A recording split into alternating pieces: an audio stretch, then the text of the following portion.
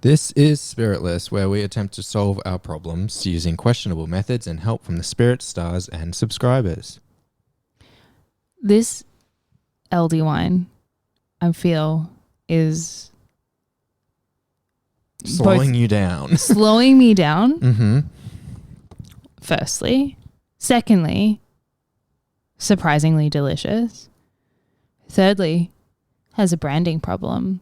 It has a terrible problem with the brand. This is one of the worst labels I've ever seen. But you know what? We're the people to look beyond the labels and give it a go anyway. I chose... It's been a lot of looking beyond the label this week. Yeah, well, I actually chose some beers from Aldi Yeah. simply because of the label. Oh, Said Leo. And I was like, oh, cool. Yeah, well, that's me. that's my sunny. That's me taken. That's my sunny side. How have you been doing since last week? Since last week, it was exciting to have 2 in the bank and start finding a bit of a flow in our output. Yeah. However, I've had a pretty spookless week, but it's been rich with going back to a session I did with a spirit guide that we touched upon last week and we want to go into today. But it's been a little bit of a, just a bit lost, like just wandering the streets. Lost in the heat of it all. Lost, exactly. There's been not much heat, but it's been a lot. All right. Well, it's cold. It is a bit chilly. Sorry, listeners. Hold the phone. Could we switch off the heater? Good call. See what we do for you people. We freeze our tatas off. Exactly. I would second your spookless week. Now the couch has something to say. What the hell? I would second your spookless week. In that I cannot speak to any spooky, good, bad, or otherwise that have happened. And I didn't really do my homework, can I just say straight off the bat? Except for I did try to do some automatic writing. But that was really a tool I was using to procrastinate doing something else. And I don't know that anything particularly profound came out of the automatic writing. What were you writing? How did it go? Like writing is just such a painful process, even like when you're doing it with purpose. This is on another level. Like it was so gross and painful. I know the feeling. That halfway through, I was just like, I'm just going to close my eyes. I don't want to see this shit. Because the Reiki woman who initially prescribed this homework to me was just like, it could even just be like squiggles. Yeah. On the page. Can you run me through what your process was? Like other than closing your eyes, just the setup, The setup was I was trying to apply for a job. Yeah. And instead of doing that, I was like, I'm going to do my other homework, which is automatic writing. And I was also just trying to get out of my head a little bit because like applying for a job is just so excruciating. It's so excruciating but there's a part of your brain that like thinks it should be really easy. It shouldn't be so much work to get work. Yeah. And it's not and for people that are applying for a job that's not writing cover letters and stuff, it's really a skill outside of what most people are applying to do. Like, yeah, it's I think it irks me particularly because I've got a degree in communications and it's the one thing I fail miserably at is communicating effectively. Yeah, I mean, you got a degree, we got a podcast, we got plenty of opportunities for I've got so many avenues to communicate. Yeah. And I stumble at stumble at every hurdle. So yeah, instead of writing said cover letter, I was like, I'm going to write some nonsense. Yeah.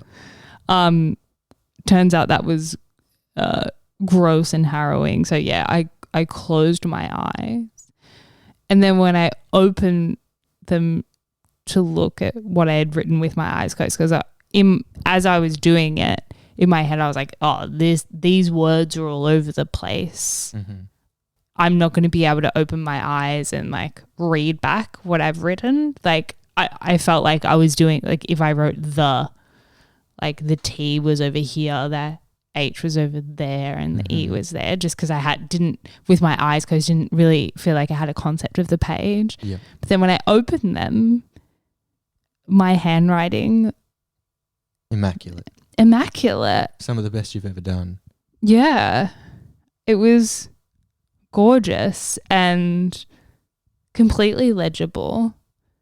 I was like, what the fuck? Mm-hmm. And then so I kept going. I wanted to, yeah, like I said, get out of my head about because I'm like, this should be easy. Why can't I do this? Why can't I do this? And a lot of what I was writing was like, I need someone else to take over. I need someone else to take over. And then it just like descended into, please, please, please help me. Please help me. Do you think that was somebody taking over, asking for help, or were you still pleading for like, help me, take over, please? I feel like it was a 50-50 me pleading for help from someone and 50% Sabrina Carpenter stuck in my head. But I guess this could be my spooky. But maybe that song's stuck in your head for a reason. Yeah. Don't prove I'm right. Is a lyric in that song. Never mind. You guys know it. You know it. No, but yeah, I couldn't read. I couldn't really bear to read back the please, please, please help me. Someone else take over. Jesus take the wheel level stuff. And I'd sort of filled a page at this point. I was like, I never want to read this back. The next bit I do, I want to be like completely illegible. So I turned the page sideways, closed my eyes again, and then started writing over the top. Yeah. And I reckon this could maybe be my spooky interesting, because when I opened them, I'd somehow written, I felt like I was writing across the page, like wild. But when I opened my eyes, I'd literally written so neatly in the one random blank space that was there. What did it say? Please, please, please help me. All right. Can I set you step 2? Yeah, of that? go on. I think you're onto something. I'm onto something? You're onto something here. But maybe the intention for next time is to just pose the question. You could write this down with your eyes open, perhaps, and then close your eyes. Yeah. Either who needs help, or like, how can I help you?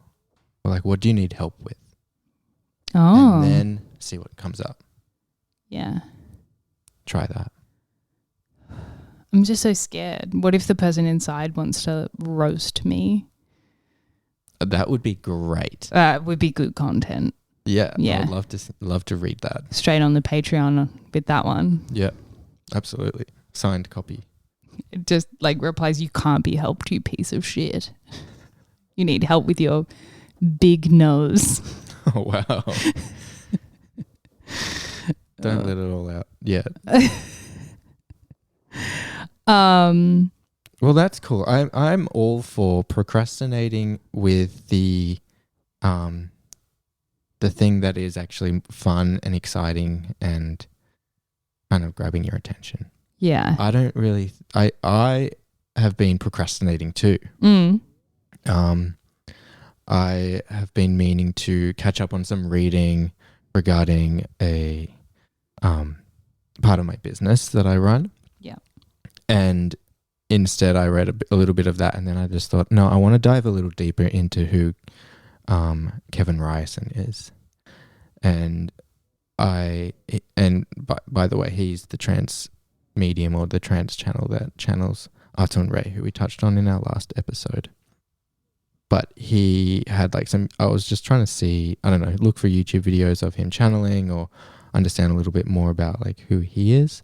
And then I was listening to a speech that he gave, and in it he's going through the needs of a human, and one of them is right labor. And right labor is that thing that you mentioned in the first podcast that for me, like talking about these subjects, talking about these topics really lights a fire in me and lights me up. And that's like what right labor is. It's that thing that you do, whether it's work or as a hobby or just for fun. It doesn't anything, but it's that one thing that you do that kind of gives you energy. Yeah. And I just found that quite interesting that, we procrastinate, but if we're doing that thing that is giving us energy, maybe it's giving us energy to tackle the hard thing or the job application, and we just need that little boost. Yeah, potentially. Although then it just descended into vacuuming, which also important. And yeah, you don't have time for everything, Yeah. Okay. Sorry. So we touched on last week Ahtun Re coming back into our lives. Well, firstly, maybe how did you come across Kevin Ryerson? I got interested in Kevin Ryerson by, first of all, becoming very interested in the idea of past lives. Yeah. And I was really curious about past lives because of a hypnotic session that I had done when I was, 28 or so. Stepping away from that, being like, wow, that was a really profound and strange and emotional experience under hypnosis, doing this past life regression, but not having too many details of that. I didn't have names, I didn't have dates, I didn't have clear details from that session that I could kind of look up and check and solidify into some sort of this really happened, or this was just part of my, dreamy imagination. And whilst that can still be emotional and maybe even helpful, I kind of wanted to figure out, is it made up or is it real? So I did a lot of reading, and I discovered a guy who's done a lot of past life research, reincarnation research, called Walter Semke. Oh, this is Walter Semke. Mm-hmm. Yeah. So Walter Semke has written a few books, Born Again and Return of the Revolutionaries, and has done a lot of work in trying to understand reincarnation and actually create or put together cases for reincarnation. And he often uses famous people and celebrities, artists, Oprah Winfrey he's done, Anne Frank, Billie Eilish. Who is Billie Eilish in a past life, according to Semke? I'll leave that till the end. Oh. That'll be a cliffhanger. So Big reveal. Big reveal for Billie Eilish. You guys can all guess. Another famous musician who's died in the past. Did they also have years. big nogs? No, they didn't. They did like to dye their hair, though. Oh. So you stumbled upon Kevin Ryerson because you were investigating Walter Semke. Yeah, and I was loving what Walter was doing because he was piecing together these cases of past lives where people would reincarnate kind of in social groups, in family groups, throughout lifetimes. So often once he kind of cracked one case, he would move on to their spouse or somebody, maybe their rival or their colleague or, just the people in their periphery, and work out who they were in past lives. And this became very, very interesting to me to kind of consider and think about everybody who is alive, having lived many times before.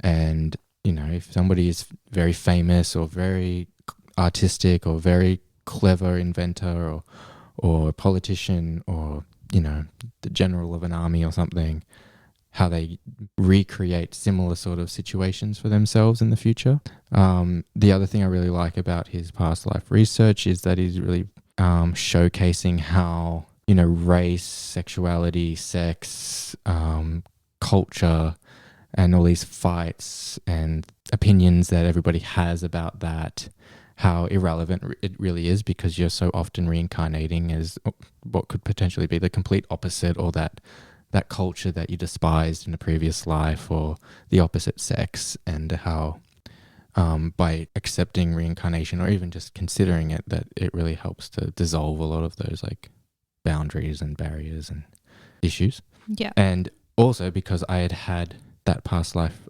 regression hypnotic session where I had regressed to various different lives and of different cultures, and it was very surprising to me because it's not at all what I was expecting come up, that I was just like, yeah, being captivated by this guy's work. And one of the tools that he used was a trance medium called Kevin Ryerson, who would be able to channel a couple of spirit guides, and one of them is one called Ahtun Re, who states that he was an Egyptian priest in what we consider ancient Egypt around the time of Akhenaten and Nefertiti. And also I read recently that he served as a spirit guide for Jesus during his incarnation. So big credits and a big... Jesus let him take the wheel. Absolutely. He was asking Ahtun Re for advice. So what Walter would do would be propose some of his ideas or findings or inklings of like, was this person... so we could look at Elon Musk. Elon Musk, he's an inventor of Tesla. Was Elon Musk Nikola Tesla in a previous lifetime? And Ahtun Re would kind of check the Akashic records and look at that and decide or confirm or reject or advise, I guess, suggest maybe otherwise, whether or not that was true. And turns out it's not true, but Elon Musk is the reincarnation of Thomas Edison. So I don't know if there's a bit of a ironic FU to Tesla, because if you know anything about the history of Thomas Edison and Nikola Tesla, enemies. Enemies? Yeah. Mortal enemies? Eternal enemies. Not enemies. So this is a whole nother subject, but we won't talk about it. But anyway, I just think it's just fun. It is just fun to think about. Again, like just cool if true. Cool if true.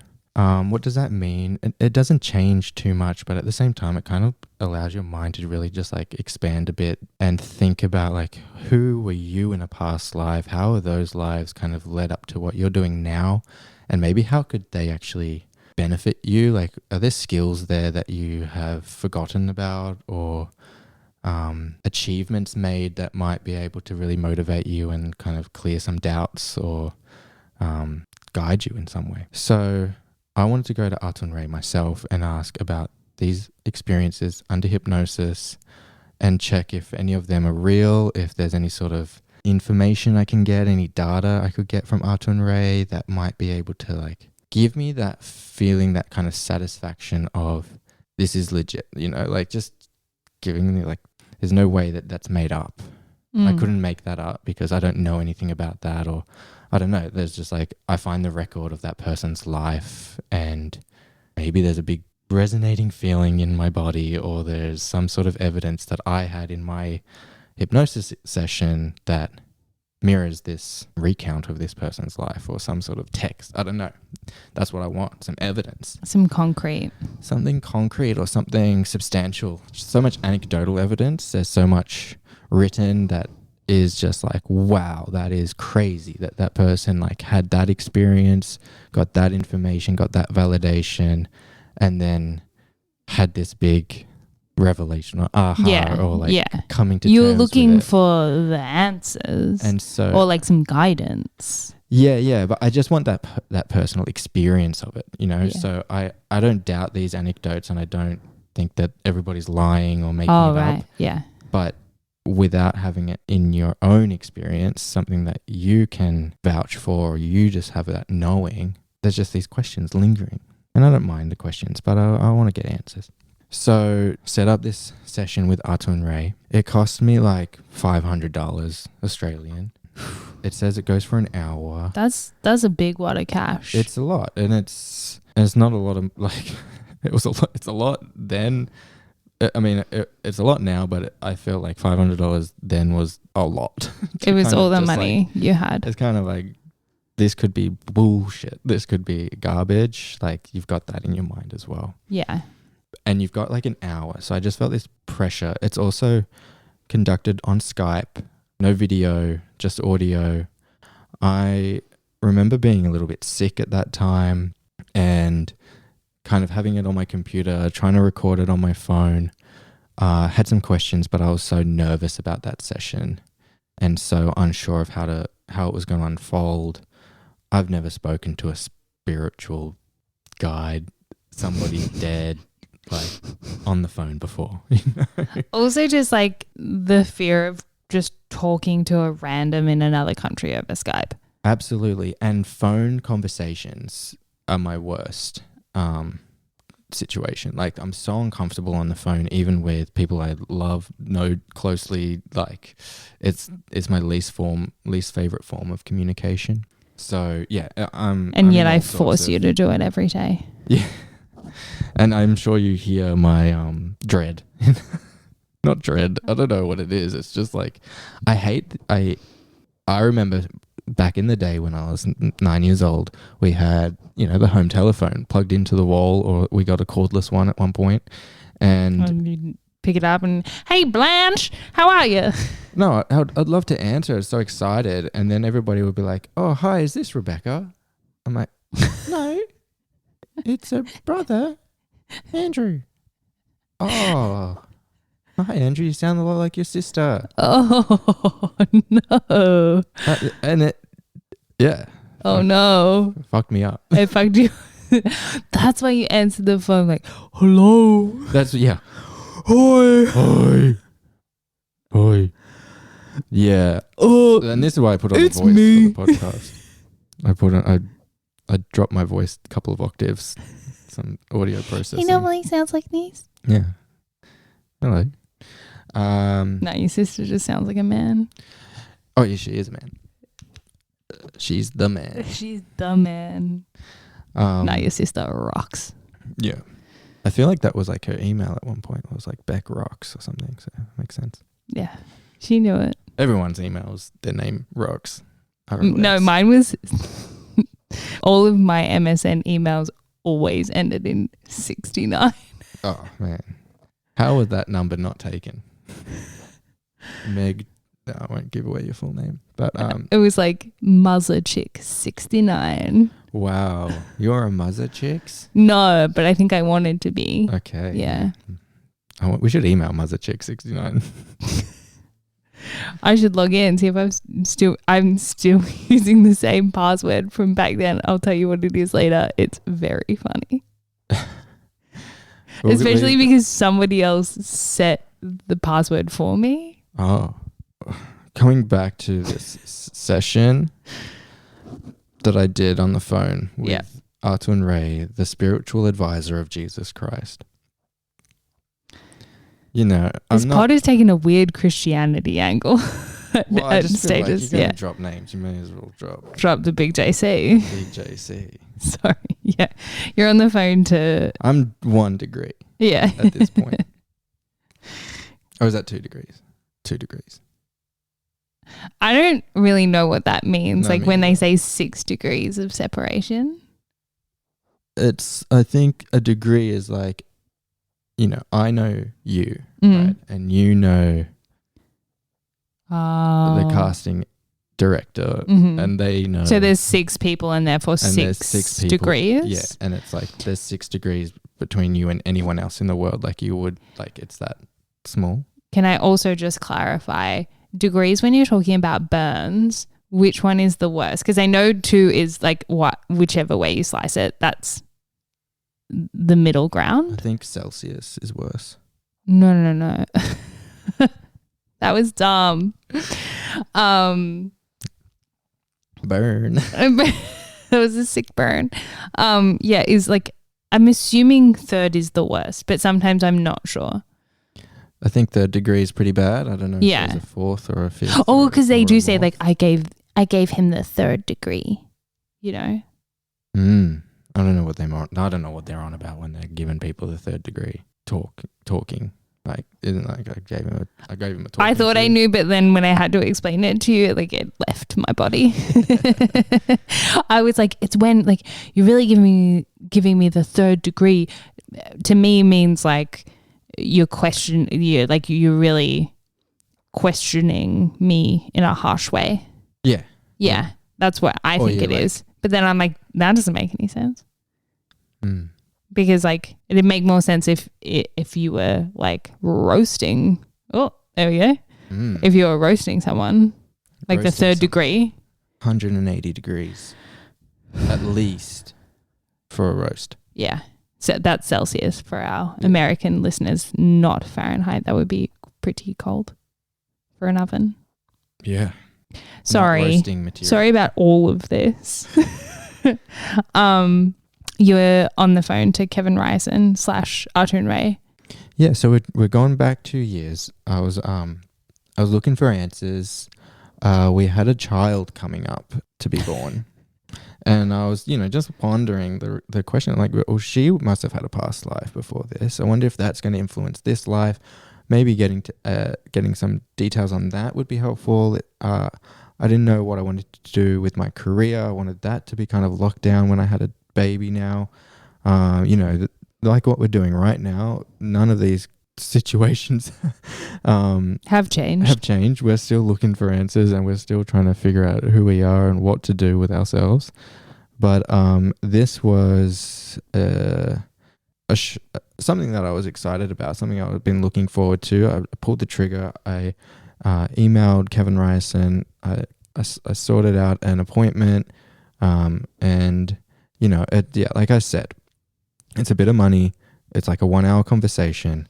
I have no idea where it's going to go. I have like a list of questions, but at the same time, like my angle is kind of getting validating information. Yeah. Now I'm not sure at this point who Kevin Ryerson is too much. I'm really interested in this Ahtun Re guy who's been validating past life matches for Walter. Yeah.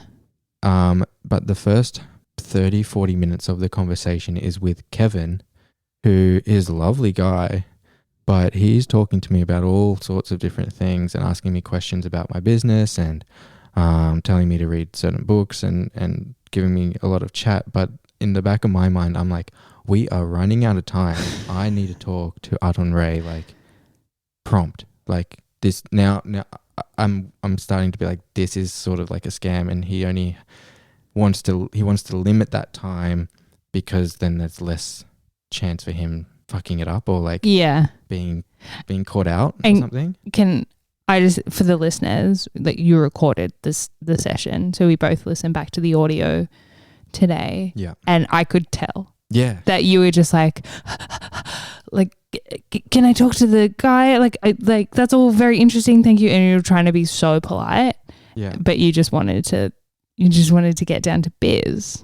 And the other thing, absolutely. You can hear it in my voice, and I kind of want to put it up for our Patreons, the full session, but I'm like so embarrassed by my side of that conversation being like, honestly, I feel like I sound like I must have at 9 years old on the cordless. I'm sorry, is this Rebecca? Yeah. I'm sorry, is this an 11-year-old boy having a conversation? It's the most nervous, and I must have had a cough or something as well because I keep trying to like stifle down coughs and shit. But, I'm just like, time is ticking and I need answers. Eventually we get to the point where he goes, all right, are you ready to have an adventure? And tells me, this is what it's At gonna that look point, like. he turns his camera on and he shows you some things. Yeah. No. But if we could just pause on that, like Kevin Ryerson part. But yeah, I was in this two mind situation. I was really thinking, oh, like it's gonna end soon, and I didn't get the thing I wanted, and like I'm gonna be so disappointed. And at the same time, I'm looking for answers about myself, but I was also still trying to answer some questions for you or get you some helpful advice as well. And I was just like, how am I going to choose what question to ask and get the most out of this? And there was all this urgency in my situation. But the problem was there was no need for that because the conversation went a lot longer than an hour. I had a lot of time with both of them, and he was giving me really great advice, and listening to it today, oh my God, it's such a different experience. Yeah. Because I'm hearing all of these things that are actually so much more impactful now, and answering questions that I had and details that I couldn't remember. I didn't remember he said that. I didn't remember we spoke about that. Yeah. A few things when like they don't hit at the time and they don't seem to make sense, or like they feel a bit like vague or just like cliche or something. Listening back at this time, I'm like, oh, that's actually like so wonderfully put and makes a lot of sense. What did you take from listening to it the first time? Because we listened to it straight away afterwards. I showed it to you. But what about like compared to now listening back? I think I had a similar feeling in the beginning. Like I was just like, fuck off, Kevin Ryerson. Like stop talking. Like let's get down to business. Like I don't want to hear, we're not here to hear your advice. Like I want to talk to an ancient Egyptian priest, please. And so I was sort of empathizing with your urgency in that moment, and like also completely disregarded everything that he said. It's a bizarre thing to be doing, like in your afternoon, sitting on your bed, having a conversation with some guy from the other side of the world who supposedly channels. Who thinks he's channeling an Egyptian priest. Like it's so wild. Like even saying it out loud is like one of the more bizarre things. But today, exactly the same. Like he had so many answers to the things that I feel like you want answered at the moment. Yeah. For the listener, you struggle with this like confidence in your work. The charlatan thing is a part of that fear. Like you're not sure if it works or if it's all true. And that sends you into this spiral. At times, I'm like, where am I on the charlatans spectrum? Yeah, that's what I mean. Like you don't like, and I think that's where your like sense of insecurity comes from. I think the fact that you were like, there's things that I didn't remember, like he said, that have like today struck a real chord, was so weird, because he literally said like, remember it if it doesn't resonate, because it may not have happened yet. Potentially it's not the thing, but maybe it'll be a thing that like sparks imagination. Yeah. Or it's coming through a place of imagination. Yeah. Because that's the better way kind of for it to be delivered. Yeah, exactly. And he was sort of like, view it as like the service, like you're just this vessel of like communication in which to sort of deliver these messages. One thing that he mentioned in this session I had with him that resonated with me today was that he said, if your client is open to receiving from you these intuitions or these messages or anything like that, then you should share them with them. And I think that all I really need to do is just ask my client, would you be open to me passing on any sort of intuitive thing that comes up? And whether it resonates or has meaning with you immediately, then great. But if not, then just remember it, and it might unfold over time. And at the very worst, it might have no meaning. It might be nothing.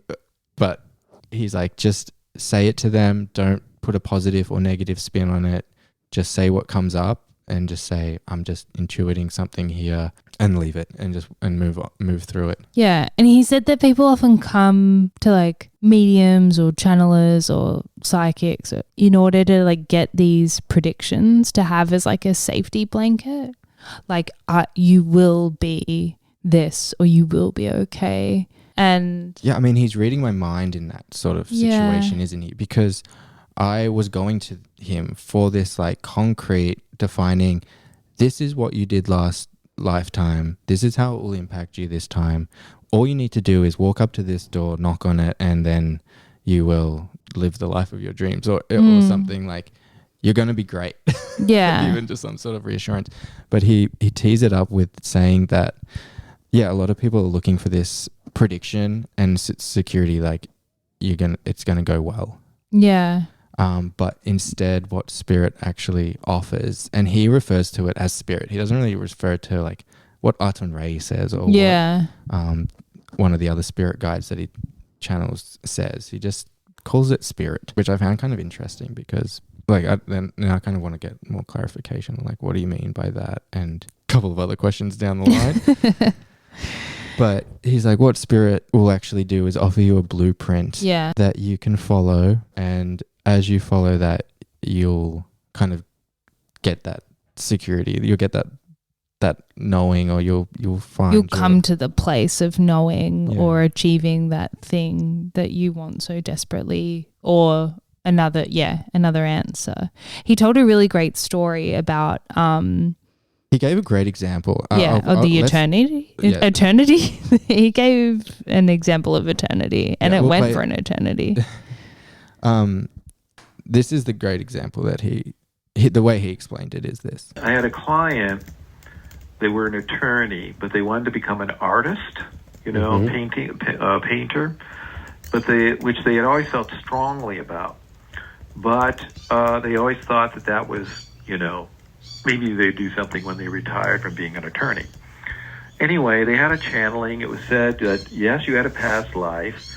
You had been born in Paris into a family. You were the one who always had the strong work ethic in the family. You kept the business going. It was import-export. And in that lifetime, you sponsored artists in your home, impressionist artists in your home. You studied art, but you never really got around to, producing it because you were always so busy. And at first he thought, oh, wow, so that's what I'm doing in this lifetime, and that's my karma. But the channeling continued and said, but part of the good news is that some of the people you knew in that lifetime live in the same city you do now. And one of the things you can do is begin to visit various art galleries and immerse yourself in that culture. Then he got jazzed about that, saying, well, I can do that. Then he was surprised, because the next thing that he was informed of by the channelings going, and one of the services that you can do for that group of people is they don't know anything about copyright law. And you can, as an attorney, you can inform them of that. So he was puzzled at first, but he said, oh, yeah, I can do that.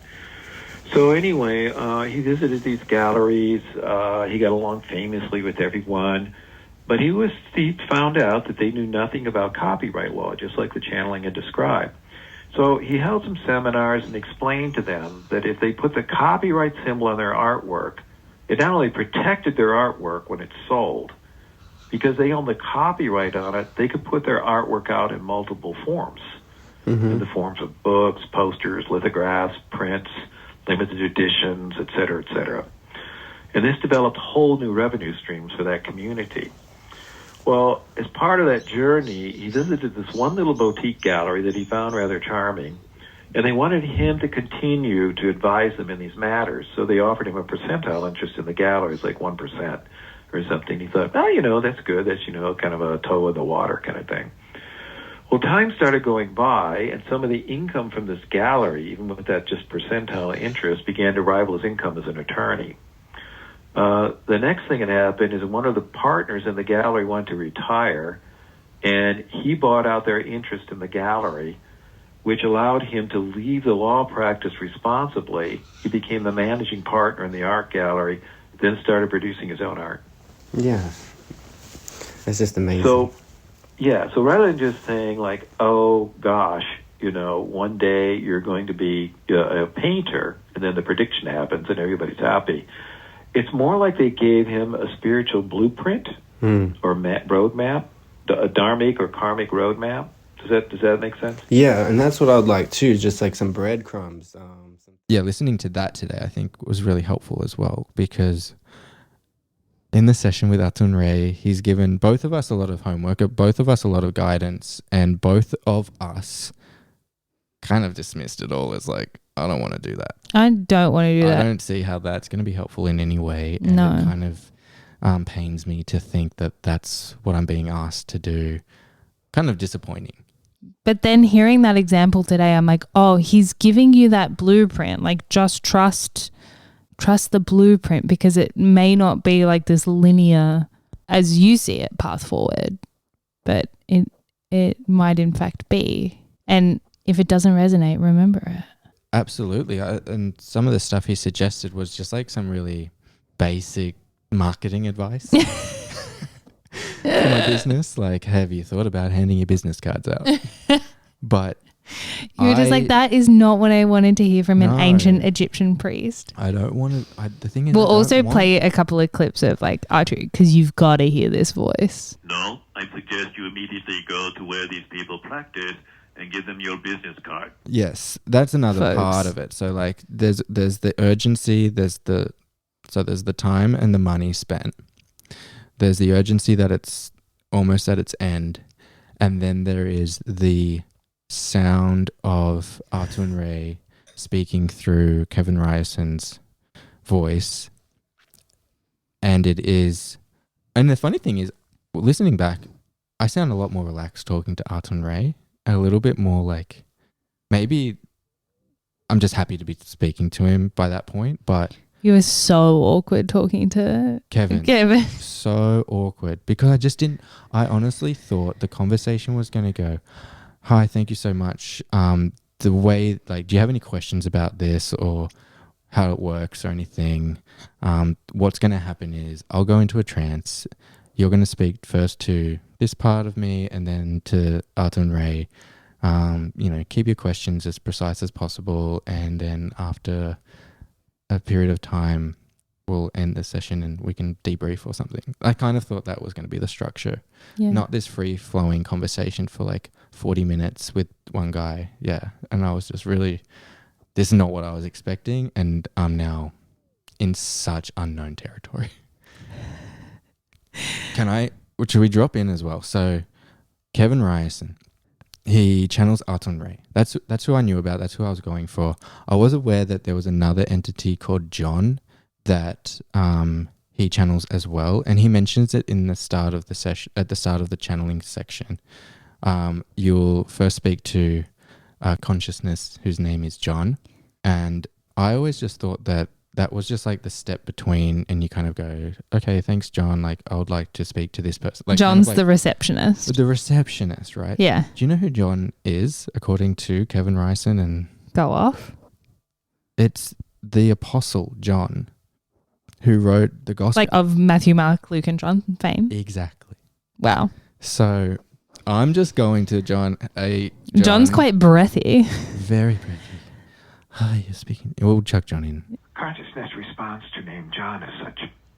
Yeah. He doesn't get much airtime because I literally just go, John, can I talk to Ahtun? John, could you patch me through? Yeah, but I think in some regard, John, did you get my fax? Yeah.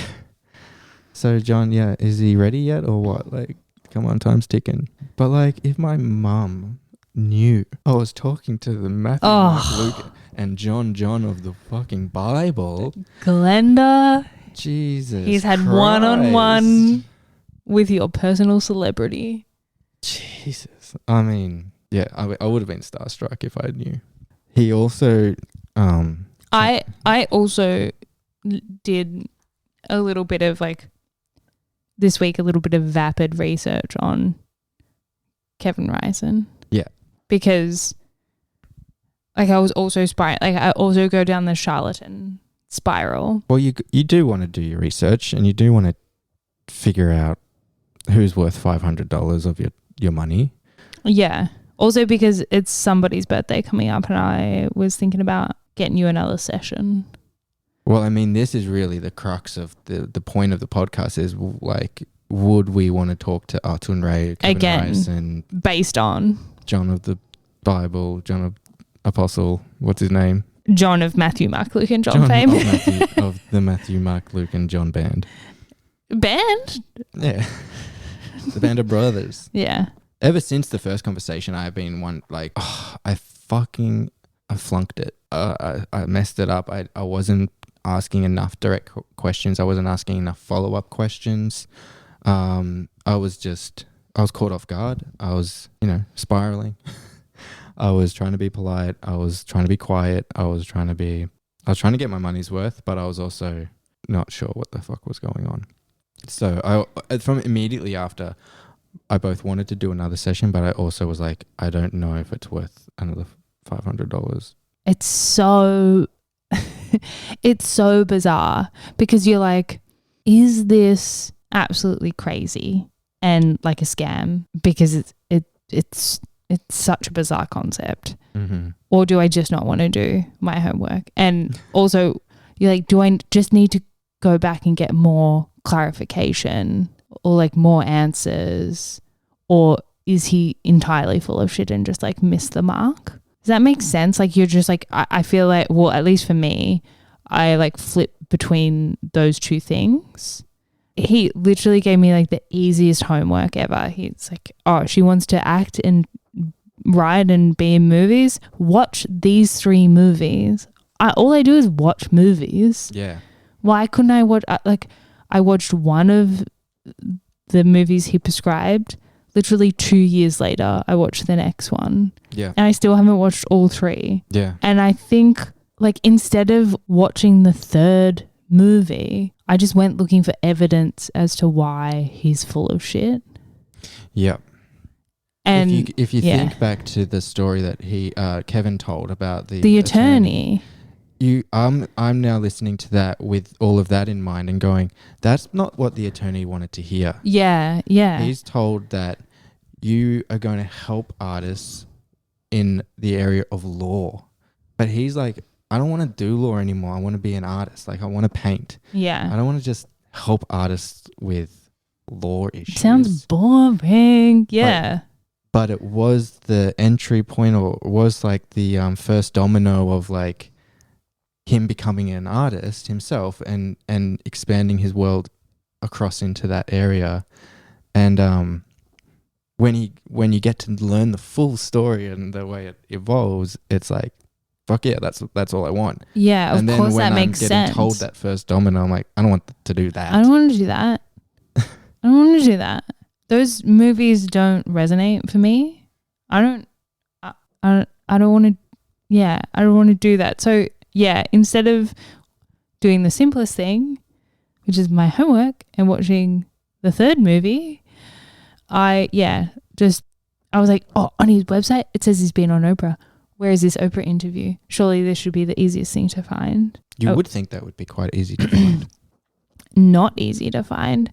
But what I did stumble upon was Kevin Ryerson playing himself in a weird Shirley MacLaine movie. Wild. From 1986 or something, like. Yeah. I was just like, hang on, how old is Kevin Ryerson? This is wild. I spoke to him 2 years ago. And more to the point, how old is Shirley MacLaine? Turns out Shells is 90. She's still going strong, though. Still strong. So I'm like, what is this movie? It seems so bizarre. So yeah, Kevin Ryerson is playing himself. He's channeling someone in the scene. I was so hoping it was going to be Ahtun Re. But it wasn't. Turns out Kevin has more characters, and the character in this scene happens to be both an Irish and Scottish pickpocket. And it is one of the funniest scenes I've ever seen with my 2 eyes. Yeah. But yeah, I was like, what is this? What is this movie? And looking into it, turns out our mate Shirley MacLaine is fully into this stuff. Has had her own almost parallel journey, at least to a point with me. Like, kind of falling into this metaphysical area and then finding Kevin Ryerson and having some sort of trance channeling experience with them that has led to a whole bunch of things. Unlike the two of us, Shirley MacLaine did her fucking homework. She did her homework. She's written books about this. Multiple books. Multiple books about like past lives and all of this sort of like, I guess, about her sort of spiritual journey. And then she's turned one of her books into a movie where Kevin Ryerson plays himself in it. And it's whack. Yeah. So we decided, well, we better watch this movie. I mean, we set ourselves some homework. Yeah. And for the listeners, it's called Out on a Limb. Mm-hmm. And it's the titular line in this film that to get to the fruit of the tree, sometimes you have to go out on a limb. That's interesting because I've heard that saying so many times and never even thought of like, what does that mean? How does that fit? Like you just say things. But this movie, which is actually, I guess, a 2-part movie. It's like a made-for-TV sort of 2-part special. Yeah. It goes forever. A long time. And it's essentially about her having an affair with a British politician and it being quite tumultuous. When we say an affair, is it an affair for the person who is single as well? Like they're not really having an affair. They are a part of the affair. Yeah. I suppose but I've heard people say I've had an affair with and it not sort of equaling adultery. Right. So I understand the confusion there. Yeah, I just don't want to paint Shirley in any... I mean, she was being a little bit of a naughty girl. Yeah. She knew he was married. Yeah. But she was like... does. I mean, that's she wants that British dick. Yeah. I wonder what politician it was, but I also don't care. I don't care, but in my mind I decided it was Tony Blair. Yeah, I think so. Because that's the only one I know. Yeah. It's probably a different time period though, but it could be. Correct. Well, she's 90 now and she was like 40. No, sorry, late 40s at the time. Yeah. I don't know, you do the math. But I'm going to say it was Tony Blair. So she has this affair with Tony Blair and she starts to have a series of synchronicities and... But it's such a long movie. I can't actually recall what kind of triggers the unfolding of it all. But yeah, it was like she was taken by her feelings for this British politician to the point where she was like, I've met him before. Like the connection was so deep and so instant. Like I'd known this person like my whole life, if not other lifetimes. And she said once she decided to sort of engage in the affair that all these weird synchronicities started to happen, which meant they were sort of like pushed together. And then she has an encounter with like a man she meets at an art gallery and he becomes her sort of spirit guide and wacky events unfold. Yeah, it is. I found the movie like quite hilarious, but also like very endearing and like quite similar to, I guess, even my own spiritual journey. Like beginning with just this past life question and then just following the trail, like wherever it goes. And she really does like follow it. Like she's in a good position where I guess she's like rich and famous and has time on her hands, so she can really like fly off to Peru and go meet with a Swedish channeler and everything whenever she needs to. But I'm like, that's what I want to do for the podcast. Like, just kind of go with the you want to drive in the car with a friend while he channels a spirit and you sing "If Only My Friends Could See Me Now." Yeah. And I guess that's pretty honest. Like she loses her mind, or she is constantly questioning whether she's losing her mind throughout the process. And I guess that's what I've been doing all week. Questioning if you're losing your mind. Yeah, because I feel like there's these topics. The movie like spoke to this. There's no way to engage without you being like the center of ridicule. Yeah, it definitely sets off some inner alarm bells and it's difficult for the information and the presentation of it to like bypass your like critical faculty Yeah. because it is so strange and so odd in the movie. Okay, so we've got this scene where Kevin Ryerson comes to her house to channel for her because she's experienced a channeling in Sweden and wants to do another one. But she lives in LA or wherever. So her friend tells her about this psychic trance channeler, Kevin Ryerson. He comes to her house and he channels, and it's this. Can we just rewind back? He comes to her house in the most bizarre suit get up situation for one. Yeah. But is it bizarre for the times? I'm not even sure. Like, it's such a. It was. She even remarks on it. She was like, he was dressed in this suit like he was from a Humphrey Bogart film, but like not in a cool way. Yeah. And she mentioned, she's like, but I don't know, like, what do you expect a trance channeler to look like? Exactly. And so whatever they look like, if it's a normal person, then your alarm bells go off. That's just as weird. And if it's a strange outfit or a strange person, your alarm bells kind of go off too. Yeah. So it is a bit like, you just don't know. No. You don't know what to expect. So you just have to really like open up, I guess, to accepting it for what it is. I know. I think the alarm bells that go off for me in these like situations, it feels like what they do in like cults or like in abusive situations where it's just like, okay, if you can accept this one thing, then I can then I can keep pushing the boundaries. Like, okay, if you accept the way that I'm dressed, if you accept this wacky thing, and then all of a sudden like you're in too deep. And I think that's my source of resistance. But I'm trying to keep that at bay because I guess there's just this constant questioning of and being discerning and like all of these experiences raising just more questions often. Like, so the same experience I guess she's having in this interaction with Kevin Ryerson, and even just from his appearance as he walks in, she comments like, I've never seen somebody wear a hat like that before. But like, what am I expecting? Yeah, when it's just one-on-one, you're feeling quite vulnerable, and I guess nobody wants to be like hoodwinked or tricked or ripped off. Yeah, I think that's the big thing. But as this scene unfolds and like it does get more ridiculous, like it gets 100 times more ridiculous. Like clearly at this point he's not channeling Ahtun Re, whom you spoke to. Yes, so I did I looked into that a little bit because they do mention that he channels a guy called Tom McPherson, who is an Irish spirit guide.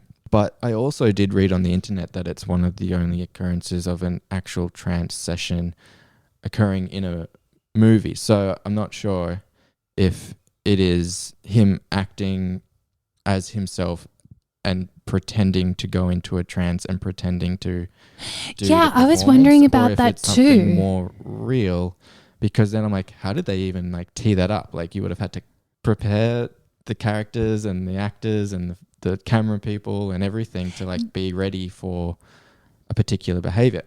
I can only assume that it was predetermined what would happen, and then it's either completely acted, or it's even the spirit guides, I guess, acting in on it. Yeah. I was wondering that too. I was like, okay, in this scene, which he's probably going to have to do multiple times, multiple takes of, is he really channeling in the scene, or is he just acting out a channeling session? Both of those scenarios are so weird. Yeah. In the scene, which is lifted from her memoir, and Shirley MacLaine like narrates like almost like entire passages from the book. Mm-hmm. She talks about Kevin Ryerson and the Irish-Scottish pickpocket that he is in fact channeling, picks up on or sort of repeats back to her in great detail like instances or things that have happened where she's been alone, and she then and she also hasn't told anyone about. Yeah. And in the scene, he also asked to be blindfolded, and Kevin Ryerson stands up, goes over to a wall that has a hidden bar behind it, and like retrieves the glass and then pours himself a cup of tea. Yeah. Which is pretty remarkable, like pretty cool if true. Yeah, and I guess those experiences, and I guess what I really like about Shirley MacLaine's whole situation is she's like looking for the experience, you know. It's not just reading about it and thinking about it. It's like she goes into the experience and has it for herself. Yeah. But those are the experiences that are convincing, I Yeah, guess. And yeah. that's what she goes, oh, he remembered me shouting into the ocean like I am God, but like I never shared that with anybody and he wasn't there, and like how would he know that? And then finding a hidden compartment in my wall with a blindfold on when this is his first time ever at my house and never mentioned it or anything, you know, those things help to convince you that there's something more going on. And that's, I guess, what I'm always looking for too. The movie has sat with me in this. It's really changed my thinking on some things. I don't know. I sort of oscillate between these like two modes of like, okay, if sort of all the things that she covered in this movie being that like we are souls that keep reincarnating to learn a new lesson until we almost sort of have learned everything that there is to know, and that everything is like your life's karma, or everything is connected to the point where you can have what you want and you kind of just have to let it flow. I don't know what I'm really saying, but it's sort of, you know, if true, it makes me feel like I've got all of this agency and also no agency at the same time, and I don't know which one it is. I'm just like, oh, I'm holding on to something so tightly, which is the like dream of being like an actor, writer, director, creatively fulfilled human being. Yeah. And I'm holding on so tightly to that it's crushing my soul, and that I should just let it go and let it happen, because if I want it to happen, then it will. That the idea of letting it go or like letting things happen and unfold also like scares me greatly, because like I feel I'm resigning myself to a listless existence. I don't really know. Does that make sense to you? Yeah, it makes a lot of sense to me. I think it's like what a lot of people are experiencing, where you have this like pull or passion or yearning or some feeling of like, I'm so interested in this thing, but often like I'm afraid to pursue it, or blocked or shy or scared or like apprehensive, or it doesn't seem like the safest. It's not going to make money, or it's all of these other, you know, come up with all of these excuses, all these reasons to kind of withhold from engaging with it. And it's really tormenting because it's there and it's real. And if you're not living a fulfilled life, or you're not having those sorts of like fulfilling experiences, then it doesn't matter if you're living it safe or successfully in some area if you're not like engaging with that passion or that thing that's pulling you. But I think talking to, and that's, I guess, so one of her reasons about asking about the past lives and everything is she doesn't know if she should pursue this relationship with Tony Blair or if she should kind of let it go, because she has this huge pull and huge attraction, but she's also just a side chick and not able to actually be open and hiding and meeting in hotels, and it's not a real full fulfilled relationship. And so I think she just wants some clarity on like, why am I feeling this way about this guy if the relationship is doomed? Really the best relationship for me. Yeah. And then I think the past life explanation helps her to understand why she has this affinity with him. Yeah. But also she gets more clarification as the movie and the story goes on that they're not going to be together. Yeah.